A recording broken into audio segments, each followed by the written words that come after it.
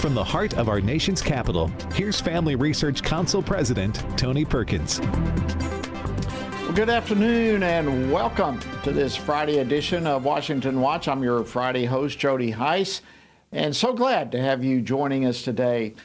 As we head into this long Memorial Day weekend, both chambers of Congress will be out of session next week. So when Congress returns in June, one of the priorities that many House Republicans will be involved with is a contempt of Congress charge for Attorney General Merrick Garland. I am very disappointed. The Justice Department, as I've explained before, has gone to extraordinary lengths to accommodate the legitimate interests of the committees. I have released the full and unredacted report of Mr. Herr. Well, that was Garland's attempt yesterday to explain why he's defied a congressional subpoena. I'll be talking about that and our ongoing border and other issues with Arizona Congressman Andy Biggs, who's a member of the House Judiciary Committee, here in just a few moments. And earlier today, the United Nations International Criminal Court of Justice issued a ruling. Catch this. Their ruling states that Israel must suspend its military operation in Rafah. Wow. As much of the world is turning its back on Israel, among the crimes that they're being accused of is a lack of food for Gazan civilians.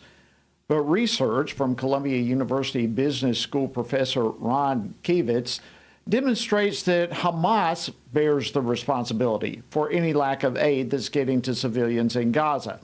And he will be joining me to talk about that a little bit later in the program. And just yesterday, some encouraging legislation passed in Louisiana to reclassify abortion pills, mifepristone and misoprostol, as dangerous controlled substances. Well, could this be a model for other states to follow? I'll be talking about that with the bill's sponsor, Louisiana State Senator Thomas Presley, a little bit later. And as children today face an onslaught of messages that run counter to biblical truth, how can parents and grandparents guide young people and raise spiritual champions? What are some of the cornerstones that are necessary for building a biblical worldview? Well, author and researcher Dr. George Barna will be joining me a little bit later on the program to discuss this. And just a reminder, last week the House of Representatives passed the Israel Security Assistance Support Act, which in essence rebukes President Biden for withholding weapons from Israel for their war against Hamas. And we have an action item for you to sign a petition and help all of us together have a united voice calling on the Biden administration to stop delaying these weapon shipments to Israel. You have two options to join this petition. First of all, you can simply text the word AID to 67742. That's AID, AID, to 67742, or you can go to our website, frcaction.org/aid. Either way, we ask you to jump on board and help us send a voice to the Biden administration. All right, we've got a packed program coming your way. You don't want to miss any of it, but if by chance you do miss a portion, you can catch it at our website, tonyperkins.com. And also there's tons of information there available for you. All right, let's jump into the topics for today. We begin with this. The reports of two Jordanian nationals who attempted to breach the Marine Corps base in Quantico, Virginia. It's obviously drawn increased scrutiny from Congress as new details are emerging in this case. In fact, details that were initially concealed from the public. And all of this, I would remind you, is coming at the same time that Senate Democrats yesterday failed to pass a messaging bill that they were trying to push that pretends to strengthen border security and would have allowed the Biden administration to claim that Republicans are the one that have blocked efforts to address this crisis. We've got much to discuss, and joining me now to talk about this and much more is Congressman Andy Biggs. He serves on two extremely important committees, the House Judiciary Committee and the Oversight and Accountability Committee. He represents the 5th Congressional District the great state of Arizona. Congressman Biggs, always great to see you, my friend. Welcome back to Washington Watch. Thanks, my good friend, Congressman Heiss. Glad to be with you. Well, it's an honor to have you, and in advance, hope you and your family have a wonderful Memorial Day. But let's get into this. We continue to see week after week after week the results of the failed border crisis of this administration. Talk about, if you will, the national security issues that this failed border policy has created. Well, so this thing where you have two Jordanians going to Quantico, allegedly trying to break in, it highlights what happens when you have literally millions of people who illegally come into the country, and we're dispersing them everywhere.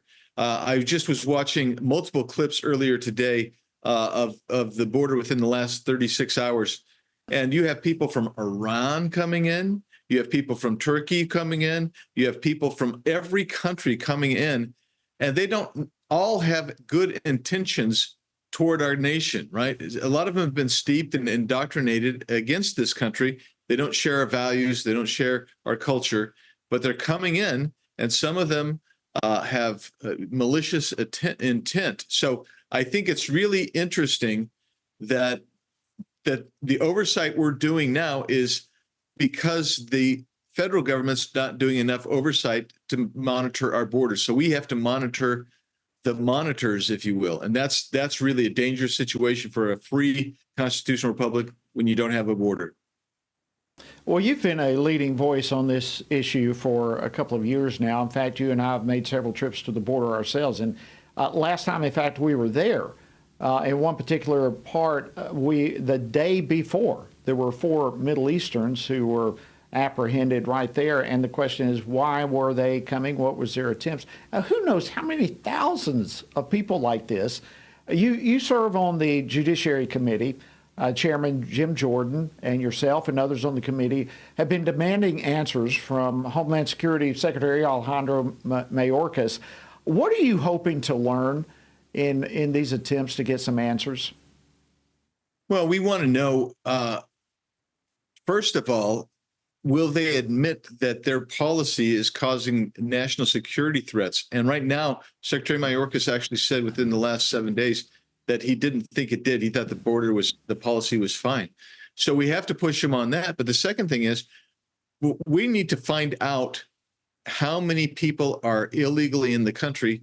And just so you know, Jody, the Tucson sector is the #1 sector for human trafficking and drug trafficking. These are people coming in between the border that are getting away. These people do not necessarily want to be caught. They're not surrendering like you see in a lot of places. These people are coming in camo. They're carrying backpacks.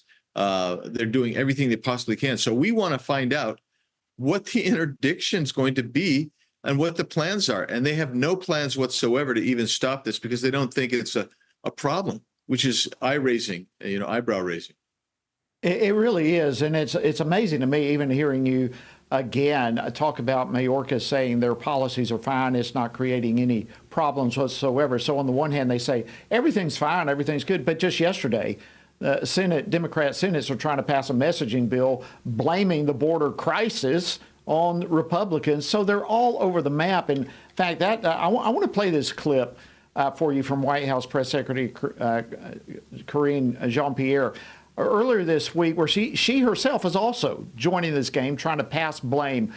Play clip 2, please. The president has the authority to do something about this unilaterally. Congress is in a divided government right now. Why isn't he doing anything? Why should he have to do it unilaterally? Why should we do it in a legislative way? And let's not forget that negotiated action before to undo some of. Wait, so you're right. He took many executive actions before, but in order to deal with what's happening at the border, in order to deal with a broken immigration system, you need law. You need legislation. So we don't have any laws saying what should happen on the border? Yeah, Jody, this is what I keep telling people. Title 8 has not been repealed. Title 8 is the law that governs border security. This president, within 36 hours, issued 93 executive orders to undo our secure border. He did that January 20th to 21st, 2021. And now that it's an 80-20 issue in an election coming up, and the entire country has been affected negatively by a policy that he is, just stridently adhered to, he's now coming along and saying, hey, it's the Republicans' fault and they need to do something. But the bottom line is he did it by executive order. He has all the authorities right now to close down the border. There are specific statutory authorities given to him to close the border when he deems that there's a security issue. He refuses to do that. It is all on Joe Biden. He knows it, and the American people know it. Absolutely, not to mention the untold number of other laws that they're just not abiding by. I mean, you've got the executive orders undoing so much, but then we still have tons of laws that are just being ignored and swept under the rug. It could be the solution. Possibly would be a new administration in November. That would probably help things. Well, let me shift gears a little bit on you. When Congress returns here in June and a couple of weeks after the recess, one of the top items is obviously going to be the contempt of Congress resolution against Attorney General Merrick Garland. How serious is his failure to respond to the congressional subpoena? This is a big deal. Yeah, I mean, the way I look at it and why I've been advocating for Speaker Johnson to do this sooner rather than later is if we don't hold Merrick Garland in contempt, it will basically undermine the Congress's constitutional responsibility to oversee the executive branch agencies that we fund. Think about that. What he's doing, he'd be thumbing his nose in our face. It's kind of like Eric Holder. Eric Holder really set the standard. Lois Lerner, these people set the standard, and now you see it happening where executive branch agencies are refusing to provide us with information. This is vital information that we need for actually our legislative purpose, but it will undermine any Congress going forward vis-a-vis any executive administration going forward. That means they're going to be able to say, well, we're going to rely on the Merrick Garland pattern or the Eric Holder pattern or the Lois Lerner pattern, where you get a contempt citation and nothing happens. In this instance, we aren't even taking it to the floor yet. Unbelievable. Real quickly, and we've got less than a minute, but you've introduced a resolution condemning the ICC's arrest warrant on Prime Minister Netanyahu. Why is this such an important issue for Congress to respond real quickly? Because the ICC is not legitimate. It is trying to invade our sovereign authority or Israel's sovereign authority, and we didn't ratify that as part of a treaty. And the reality is the ICC is an illegitimate multilateral institution, in my opinion. I happened to be there in the Rome conference when this was being formed, fighting for pro-life NGOs.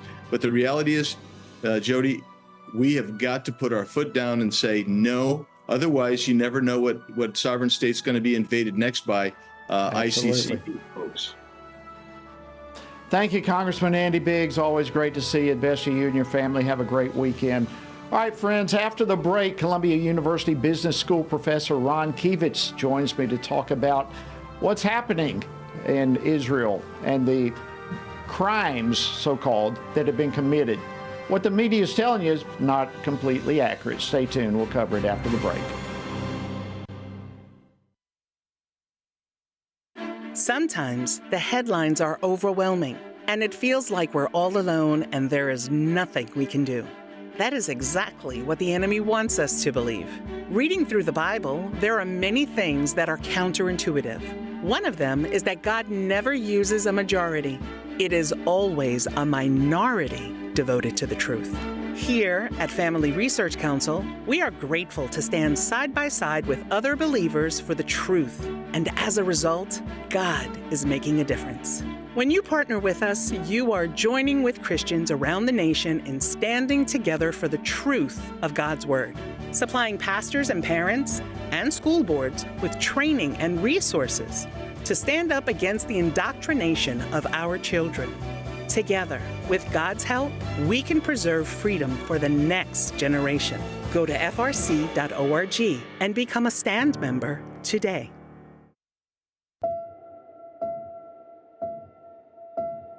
All of us are born with the desire to find truth and meaning. Where did I come from? What happens when I die?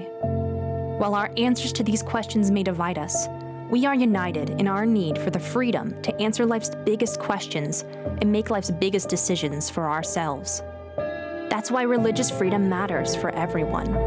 Religious freedom matters because the powerful have long wanted to control those who are less powerful. Religious freedom matters because the freedom of those who are different is often threatened by those who believe different is dangerous.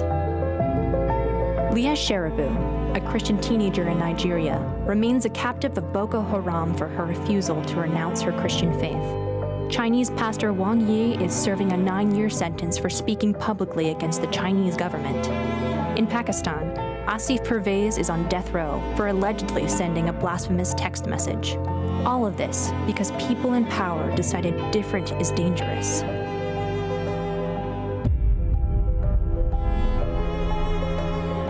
At the Center for Religious Liberty at Family Research Council, we promote religious freedom for everyone because the only alternative is religious freedom for no one. We encourage Americans and the American government to engage and advocate for the persecuted, and they do. We work every day to bring good news to the afflicted, to proclaim liberty to captives and freedom to prisoners. We do it because that's what Jesus does. We work to give freedom to others because we ourselves have been set free.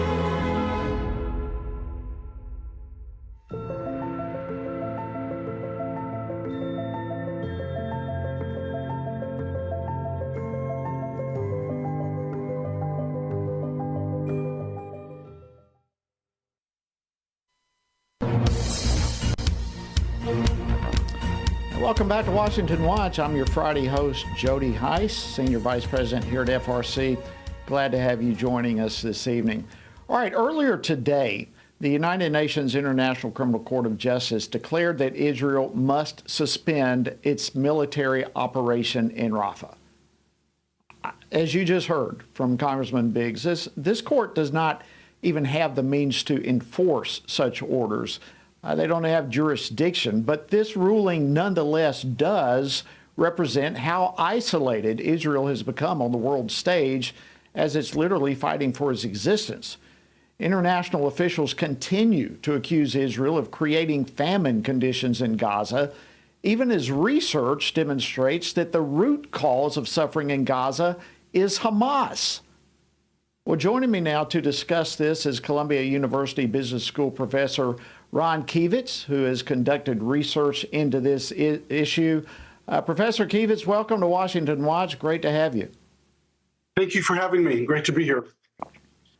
Well, thank you. All right, let's jump into this. The United Nations claims that there's a famine in Gaza, but what is the actual situation on the ground? Well, obviously, thank you first for having me with you. I appreciate it very much. Obviously, in a war zone, you will have disruptions of food supply and so on. But analysis that Professor Frederick Gruen from Columbia University and myself have done using data, including data from the UN, in fact, shows that at least in terms of supply, the amount of food that is being supplied into Gaza by Israel, by the United States, by the Egyptians, including local production, the amount of food supply is sufficient. And in fact, if you compare the amount of food per capita, per individual that is being supplied into Gaza compared to the average food consumption in Asia and Africa, which is where Gaza is located, it's even higher in Gaza. So what is the problem then? Because we've been researching, I've been looking at this and attending some meetings on this subject as well. I'm sure much of it has drawn from your research and what you've come up with. But the role of Hamas, let me just put that out there, in creating supply chain issues, is that what's happening here? That's part of what's happening, absolutely. First, I've not seen, and I don't think we're seeing evidence of famine widespread starvation, heaven forbid, or famine in Gaza. There's just no. I've not seen. I don't think we're seeing any evidence for that. Let me pause you right there. Let me pause if I can, because that's the story. That's the narrative that's being put out there. Who is behind this push that famine is taking place and that Israel is responsible when, just as you said, in reality, famine is not taking place, and part of the supply chain problem is Hamas? Part of the supply chain problem absolutely is Hamas. Part of it is a war with the chaos in war, but part of it is Hamas, which has been hoarding and stealing food, which has been firing at the entry points. In fact, killing some Israeli soldiers in some of the entry points where food is being provided from, and disrupting the food supply, firing or other terrorist organizations at the U.S. Based port that is being built off the Gaza coast. But to your question about who is propagating or creating the story of famine, obviously Hamas is interested in that. The UN, unfortunately, is part of that. They use data that Hamas is providing. The data is wrong. The same is done, by the way, with the number of casualties, the number of deaths. Unfortunately, people are dying, but the numbers are that the UN is relying on are provided or manufactured by Hamas, and then the UN just last week issued a correction. And so the notion of a famine in Gaza that we've seen no evidence for, and I don't think there is one actually, is being created, this idea, by, in fact, the mass media or the commercial or mainstream media, by the UN, and by Hamas. In fact, so Hamas really is incentivized then to block food and aid, particularly if they are able to manipulate the media and the UN to blame it on Israel. Hamas has an absolute incentive. It is obvious. I think a third-grade student, they shouldn't be thinking about such terrible things, but I think a third-grade student would understand. Hamas has an absolute incentive to create stories of famine and starvation and deaths. In fact, I would say Hamas has an incentive and has been creating shortages of food and deaths. They're using the Gazan civilians as a shield, a human shield for them. And in fact, the more civilians who die in Gaza, the better Hamas is off, because they want Israel to stop. They want to, after have conducted their terrible atrocities, they want to escape this and still remain in power. And in fact, you can see with the recent decisions by the ICJ, by the International Court of Justice, the International Court, Criminal Court, these are really travesty of courts. Hamas is getting what it wants. I see my Zoom is slowing down here, and I apologize for that. No problem. Let me ask you, our time is almost up, and I can't thank you enough, Professor, for coming on. But while I have you, just real quickly, you teach there at Columbia University, which of course has become the heart of anti-Semitic campus demonstrations. Have they settled down there? How's the situation from your perspective in about 30 seconds? Yeah, I appreciate the question so much. Now, after the graduations and the interruptions in graduations and the terrible year that we've had at Columbia, it's quiet for the summer. If the administration at Columbia, and not only at Columbia, does not take actions now, appropriate actions, everything will come back starting in September. And what we have seen at Columbia is not just anti-Semitism. We have seen decades of anti-American incitement in the classrooms in the undergraduate. Israel and the Jews are just an excuse for them. Yep. Really what's going on is education for Marxism against the United States and, of course, against American allies. We're going to have to leave it right there. Thank you so much, Professor Ron Kivitz from Columbia University Business School. Have a great Memorial Day weekend. All right, friends, after the break, an encouraging story of legislation passed in Louisiana accurately classifying abortion pills. I'll talk to the sponsor of that legislation right after the break, so stay tuned.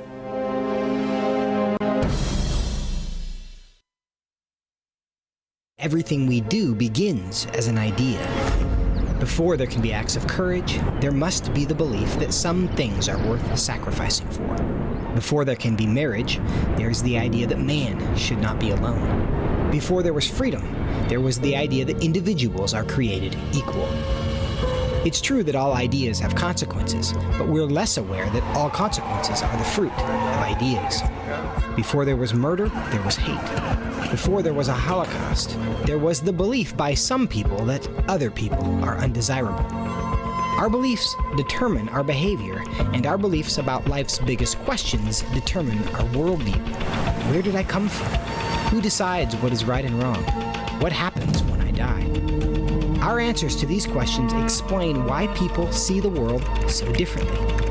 Debates about abortion are really disagreements about where life gets its value. Debates over sexuality and gender and marriage are really disagreements about whether the rules are made by us or for us. What we think of as political debates are often much more than that. They are disagreements about the purpose of our lives and the source of truth. As Christians, our goal must be to think biblically about everything. Our goal is to help you see beyond red and blue, left and right, to see the battle of ideas at the root of it all. Our goal is to equip Christians with a biblical worldview and help them advance and defend the faith in their families, communities, and the public square. Cultural renewal doesn't begin with campaigns and elections. It begins with individuals turning from lies to truth. But that won't happen if people can't recognize a lie and don't believe truth exists. We want to help you see the spiritual war behind the political war, the truth claims behind the press release, and the forest from the trees.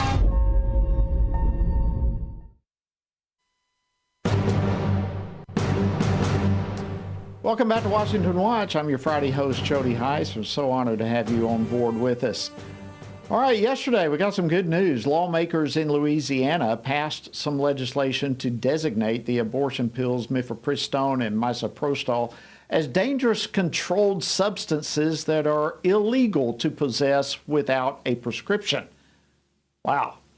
The legislation now awaits the signature of course, pro-life Louisiana Governor Jeff Landry. But by becoming the first state in the nation to pass this kind of legislation, the question is, could Louisiana provide literally a model for pro-life lawmakers in other states? Well, joining me now to discuss this is Louisiana State Senator Tom Presley, who is the sponsor of that legislation. He represents the 38th District of Louisiana. Senator Presley, welcome to Washington Watch. Great to have you on board. Thank you so much for having me on. And actually, while we were sitting here preparing to go onto the show, the governor did go ahead and sign this legislation into law. So it is the law of the land in Louisiana and becomes effective on October the 1st of this year. So we're excited. That is awesome. Absolutely. Awesome news. Congratulations. And so thrilled to be able to report that very first great news regarding this bill here on Washington Watch. But again, congratulations, Senator. This is a huge piece of legislation. Why was this? Let me start with this. Why is this such an important issue to you? Yeah, so my sister was the victim of a horrible domestic violence attack where her then husband tried to poison her 7 times with misoprostol. They were going through some marital issues, and he decided to obtain some misoprostol, crushed it up, put it in a drink. Catherine was fortunate enough to realize what was going on the first time that it happened. She was able to take the abortion reversal pill and able to save the life of my now 22-month-old niece, thank God. Who is alive and doing remarkably well considering the circumstances that she underwent during the first trimester of pregnancy. But it was a personal issue for me, and I'm very grateful for my sister being willing to share her story in an effort to try to help other women from having this horrible attack happen to them. Wow, what a powerful story. And please send our regards to your sister for giving the freedom for that story to be told. You know, there's so much fear-mongering from the abortion industry about this legislation. Some tell us it's no more dangerous than Advil or some other similar drug. But how have these criticisms literally missed the mark? I mean, you just gave a powerful personal example, but this is a huge problem across the board. Oh, it truly is. And misoprostol, look, is used for a variety of healthcare needs. My goal in this is certainly not to get in the way of the physician-woman relationship and patient relationship, but rather to ensure that we are protecting life. And in Louisiana, abortion is not allowed. It is illegal across the board for elective abortions. But these pills, as we discussed, have been used for reasonable and other healthcare needs that are legitimate. So that was not our goal, was an outright ban. Rather, we were trying to make sure that it was only being used for legitimate healthcare. And I think putting it into Schedule 4 is the right spot for striking that balance while going after and having the ability to go after bad actors. We're also allowing the healthcare professionals to do their job and ensure that these pills are being used in a proper way that is not for elective abortion. Yeah, I think it's a great step in the right direction. I mean, look, we all know that these pills are harmful to babies. I mean, they end the life of babies. But how the abortion industry and the FDA has failed to convey the harmful outcome and consequences potentially for mothers is a whole nother issue. And that's really what you have addressed in all of this. Let me just end with this question. How can other states follow Louisiana's lead on this extremely important issue? Do you think that will happen? I sure hope so. I mean, I think when you look at the risk to the public, like you said, I mean, not only to the unborn babies, but also to the mothers who could be poisoned with these pills, as my sister was. I mean, her case was in Harris County, Texas, in the Houston area. And unfortunately, the DA down there agreed to a plea deal, which sentenced my brother-in-law to 180 days in jail for trying to kill his unborn baby 6 times and causing a medical emergency to my sister. It's untenable that we don't do more to protect women and protect the unborn in these situations. Again, these pills will continue to be allowed to be used for legitimate healthcare reasons that are outside of abortion. But we've got to put more protections in place, and that's exactly what we did in Louisiana. And I hope that other states will continue to follow our lead on that. Are you hearing so far, Senator Presley, from any other states or others kind of reaching out to you after this bill is passed? And now probably, since the governor signed it, you may be hearing more later. But any initial responses from other state leaders? I have not had any responses from other state leaders at this point, but we've, it's certainly been a headline in the newspaper. The left is certainly leaning in on trying to cast this in a way that is absolutely not accurate or truthful, and trying to make us look like we're not caring for women and not allowing these pills that have, again, legitimate healthcare reasons in the case of misoprostol for being prescribed that are outside of elective abortion. And I want that to be very clear. That we are not taking that away. We're simply saying that it should be a doctor that's making the prescription and allowing it to move forward when it's not for abortion. But in Louisiana, we do not allow abortion. Well, extremely well done. Hats off to you, Senator Thomas Presley, Louisiana. Thank you. All right, friends, after the break, George Barna will join me to discuss how parents and grandparents can raise spiritual champions. Stay tuned.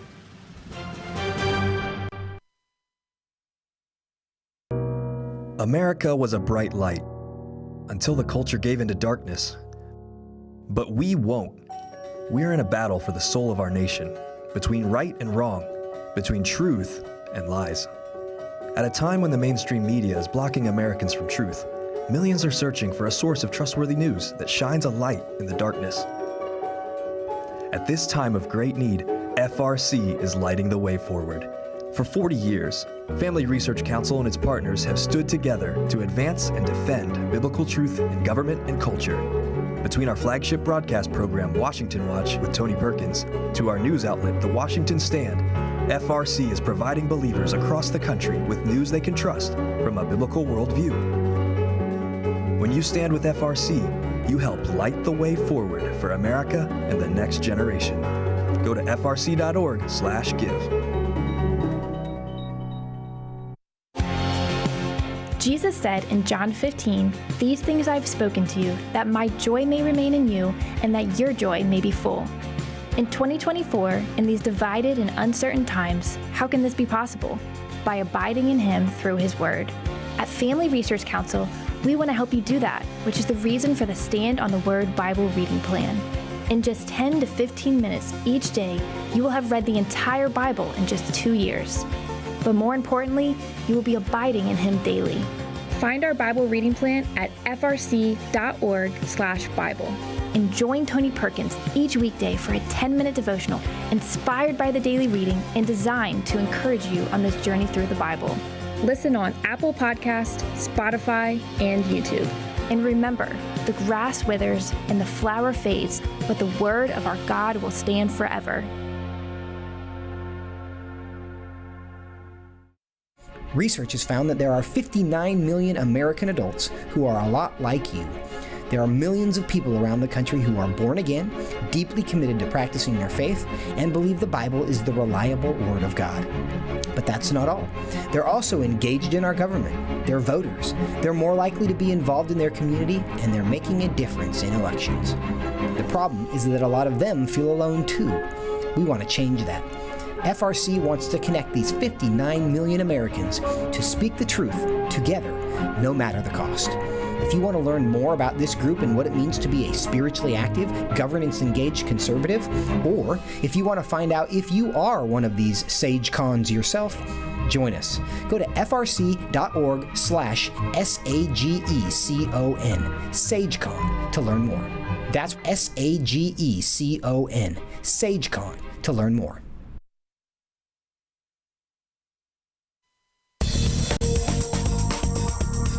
Glad to have you joining us this evening on Washington Watch. Welcome back. I'm Jody Heiss, your Friday host, and it's an honor to be with you. Let me give you, just by way of reminder, and I know many of you are aware of this, you're praying for this, in fact, but the World Health Assembly is just a few days away from beginning to meet, and time is running out for each of us to tell Washington not to let the Biden administration cede our authority to the World Health Organization, to cede our national sovereignty. For more information on how you can help make your voice known, please visit our website, frcaction.org/who, frcaction.org/who, or you can simply text the word WHO to 67742. All right, research continues to reveal that the foundational beliefs that are held by America's preteen children is really putting them on track to abandon biblical Christianity in record numbers. These are troubling belief patterns, and they stem from young people rejecting core Christian beliefs regarding things like the Bible, absolute truth, the means to salvation, their purpose in life, the meaning of success, and a host of other things. So how can Christian parents and grandparents address this crisis, and how can they raise children with a biblical worldview? Well, I don't know of anyone more equipped to help us answer that question than my next guest. Joining me now is George Barna. He's the Director of Research at Arizona Christian University and Senior Research Fellow here at FRC's Center for Biblical Worldview. He's the author of many books, the most recently, Raising Spiritual Champions. Folks, this is a need we need to hear. Dr. Barna, welcome back to Washington Watch. Always an honor to have you. Hey, Jody, good to be with you again. Well, listen, this is a topic that you are passionate about. I've heard you many times. We were in a meeting just a couple of weeks ago together, and you have done enormous research that really has put forth so many details of this book. Can you kind of outline the extent of the problem that we're looking at in this upcoming generation? Yeah, I mean, it's pretty simple. we know that a person's worldview is developed between 15 to 18 months of age and the age of 13. And that worldview is pretty much going to define who they are, how they live, what kind of experiences they have, the lifestyle they adopt, all these things and more. Worldview is so critical because every decision that every person makes, every moment of their life, flows through their worldview. So they've got a lot of choices of what worldview to adopt or what elements from various worldviews to adopt. And what our research has consistently shown is that children are not being pointed in the direction of developing a biblical worldview. In other words, a decision-making filter that's based on biblical truth. Instead, what they're doing is they're adopting the ways of the world. And part of the reason for that is because their parents love them and they want them to succeed in life. But toward that end, they're not necessarily setting them up to develop a biblical worldview. And even when they go to churches, in most cases, most of our churches are not exposing the children in those churches to biblical worldview teaching. And so what happens is they wind up adopting what the media offers to them, what schools are offering to them, and what their friends are suggesting to them. And that's not in their best interest. What they wind up doing is becoming syncretists, which means that they've And I want to get into that. Okay. Yeah, I want to get into that because you introduced that a couple of weeks ago when we were together, and I want to get back to that. But you put your finger on the issue. It begins in the family, with parents being more concerned with being financially successful rather than spiritually successful, and the lack of biblical worldview teaching in our churches. An enormous problem. It's just huge. But you do address this in the book, Raising Spiritual Champions, where in there you outline 7 cornerstones of a biblical worldview. I think this is so critical. Could you please kind of walk us through these essential cornerstones of worldview development from a biblical perspective? Yeah, for sure. And, just to explain what they are, there are 7 very basic biblical beliefs that form the foundation of a biblical worldview. They're not a complete biblical worldview, but it's a solid foundation that you can build upon. And what I discovered in our research is people who have a biblical worldview, by and large, own these 7 things as part of who they are, part of their identity. If you believe deeply in all 7 of these things, you have an 83% probability of having a biblical worldview. If you reject even one of these 7, that drops to just a 2% probability. So they're critically important. They're simple. It's believing that God exists and that he's all-knowing, he's all-powerful, he's loving, he's just, he's merciful, he wants to be involved in your life. Secondly, recognizing that when we're born into sin. We become sinners, and that sin has dramatic consequences for our lives. Thirdly, the antidote to that sin problem is Jesus Christ.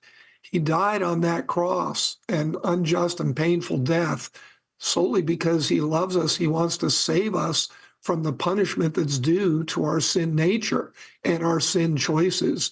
So Jesus really got to be a critical part of our lives. The fourth element is recognizing that there is absolute moral truth. And fifthly, connected to that, we can find that truth out by going to the scriptures.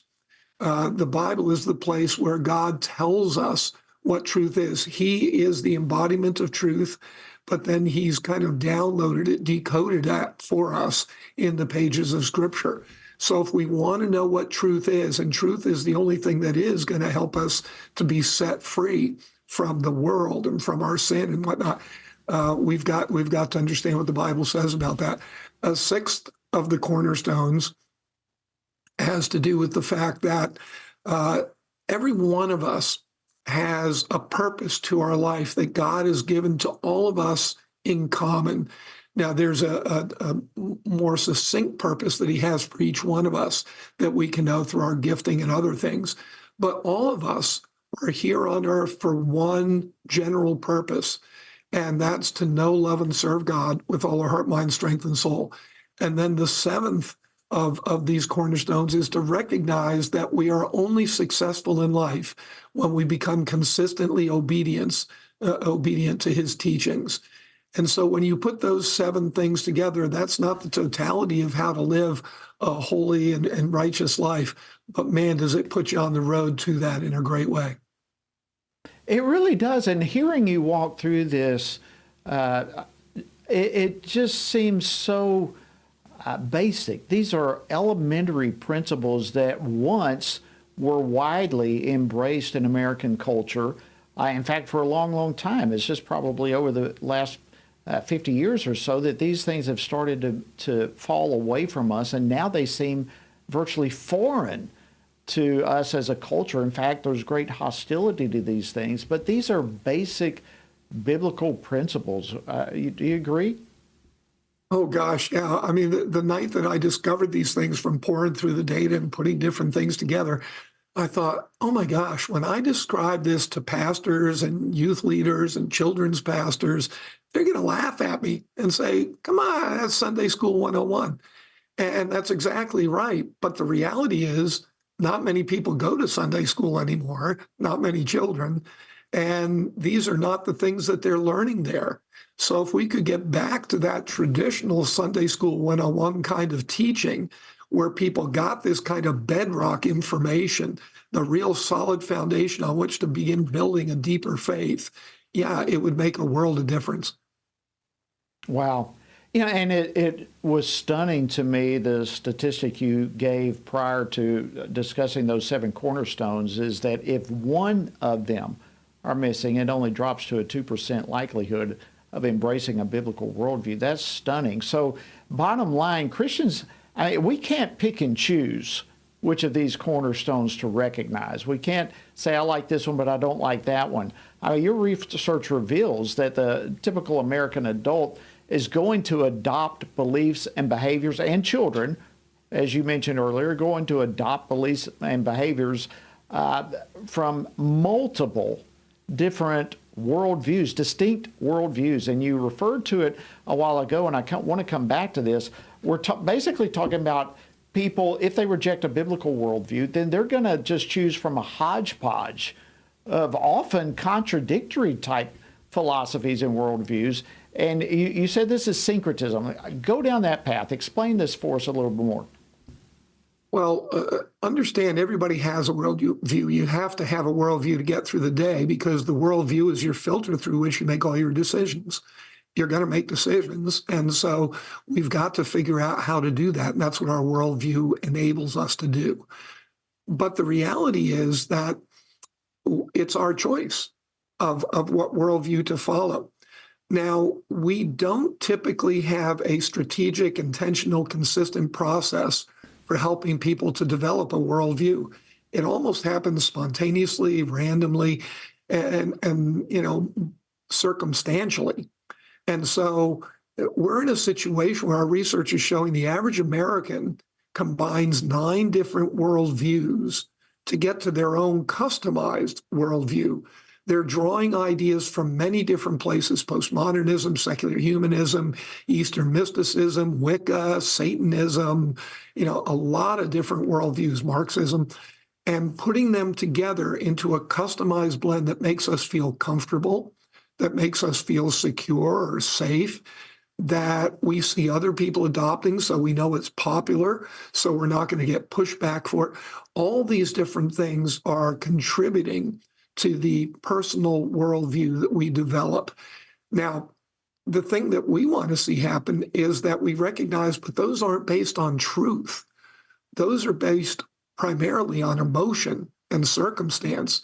And so they can change willy-nilly. What we really want people to do is to recognize there's a source of unchanging truth. That is God. God defines truth. We want to be aligned with that truth because it honors and glorifies him, but it's also in our best interests. That's how we bless him, but then he blesses us when we are in compliance with or in harmony with his truths.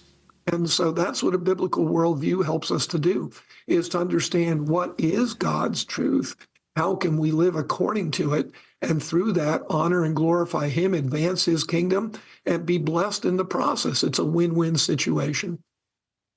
Well, you mentioned these 9 different worldviews that are inundating us and constantly changing. So you've got this process philosophy idea where everything is in process and culture just kind of goes along with all that is being thrown at it. Is there a predominant place that these competing worldviews are coming from? Is it the media? Is it education? Is it is there a place that parents need to say, I need to pay special attention to this area and what my family, my children are hearing? Yeah, Jody, we find that it's really the arts and entertainment media that are dominating this space in our culture. They are the ones that are producing the worldview in the minds and the hearts and the souls of our children. Our kids are spending so much time with the media, and basically it's unsupervised time. There's no kind of oversight that's being given to our children to understand, wait, you were just exposed to Marxist ideology. It's false. Let me explain what that is and why that is, and what an alternative, a biblical alternative is to that concept that was just put at you in a piece of entertainment. And this is the insidious part of this process, is that it's while we're being entertained that we're growing our worldview. All these messages are being given to us in entertainment vehicles, whether it's video games, movies, television, music, books. There's so many different media vehicles that are teaching Americans worldview. That's the job of parents. It's the job of parents. So let's land the plane on this this point here. We've only got about a minute or so left. The issue has to be resolved. Your book, Raising Spiritual Champions, where can people get it? And in about 60 seconds, top line, what would you say to parents? Well, I'd say that the only people that make disciples are disciples. So number one, as a parent, you've got to be a disciple if you want your child or children to be followers of Jesus. And then secondly, recognize that biblically, it's your dominant responsibility in life. This may be the most important thing you ever do in your life, is to raise your child to be an ardent follower of Jesus Christ. Make them a disciple. You can't give what you don't have. So you've got to get there. Know these 7 cornerstones, build on them, then share that with your children through the relationship that you have with them. Spend more time on this than you do on sports, than you do on shopping, than you do on hobbies, than you do on watching movies and TV together. It's the most important thing that you're ever going to do. Do it well. Dr. George. Be intentional. Dr. George Barna, thank you so much. Incredible research and a wealth of information. I encourage everyone to get a copy of this most recent book and these 7 cornerstones. They're huge. Have a great Memorial Day weekend. Friends, that wraps up this week in this edition. To each of you who have lost loved ones in the defense of this country, thank you. May God bless you this weekend. And for the rest of you, may you ever be humble and thankful to God for those who have given their lives for our freedoms. Happy Memorial Day weekend to you. We'll see you next week here on Washington Watch.